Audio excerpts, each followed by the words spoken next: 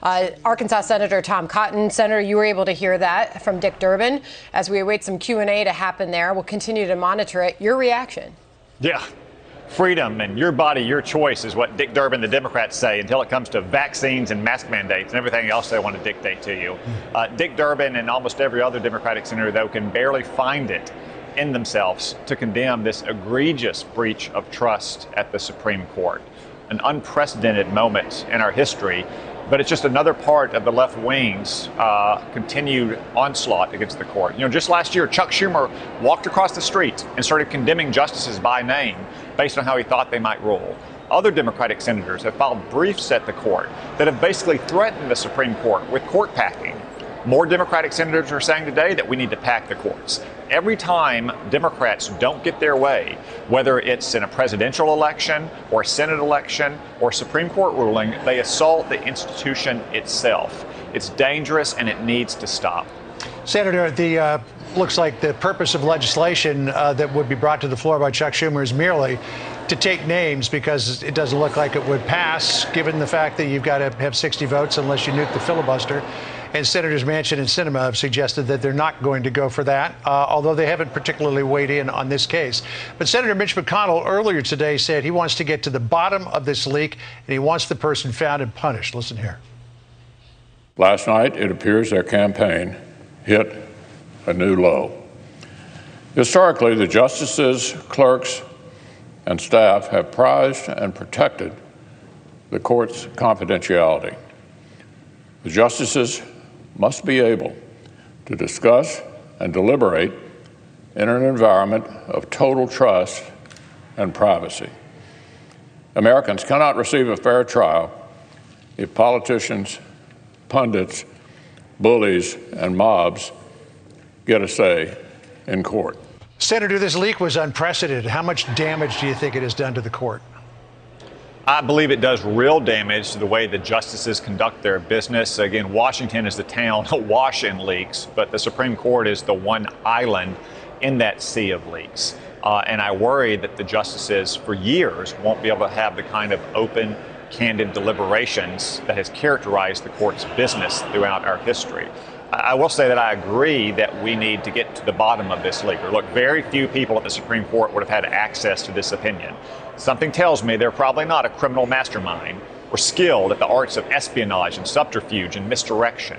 I'm pleased to see the Chief Justice has directed the Marshal of the Court to investigate this matter. I expect that the FBI and other federal law enforcement, if called upon, will assist the Supreme Court in this investigation to get to the bottom of it promptly and to hold all persons accountable. So we'll see what happens there and if that person will ultimately be held accountable. What do you think of the fundraising and the politicking that is already happening as a result of this leaked draft?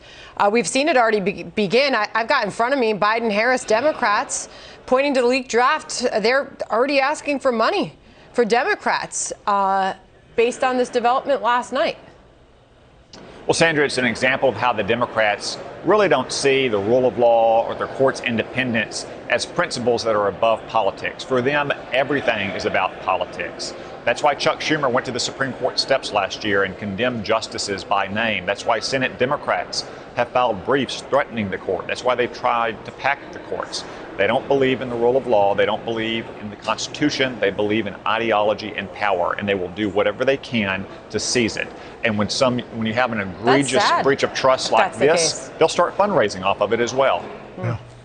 Senator, I want to ask you about another project that you're involved in, and that is legislation that would forbid the formation of this disinformation governance board. Jen Psaki at the briefing yesterday said, don't know what you're all worried about. This is going to be nonpartisan and apolitical. Listen to what she said. Well, Peter, I think I would note, and I'm not sure if this has been in your reporting yet, but this is a continuation of work that was done under the prior administration, under the Trump administration, to take steps to address disinformation, address the use of disinformation in helping smugglers prompt the movement of more migrants across to the border. So what Jen Psaki was talking about there, Senator, was the Cybersecurity and Infrastructure Security Agency. Is this simply an extension of that? I mean, what about the apparent politics of the woman who's in charge of it, Nina Jankowicz? John, disinformation, to to the Democrats is anything that's inconvenient to Joe Biden and the Democrats.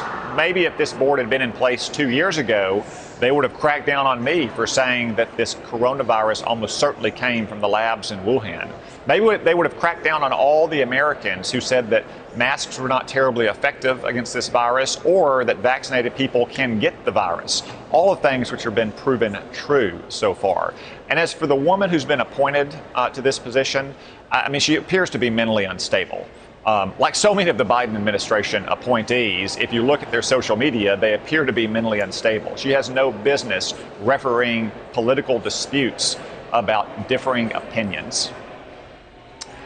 Yeah, it looks like we teed up that Mary Poppins video again. I don't know that so many people have the appetite to see that again in this moment, Senator. It's hard to believe. What a week it has been, right?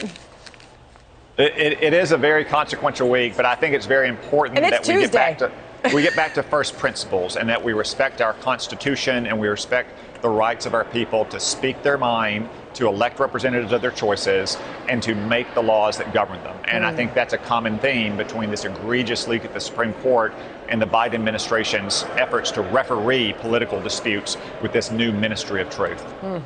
Senator, thanks for joining us. Thank you, Senator. Thank you. Good to see you. All right.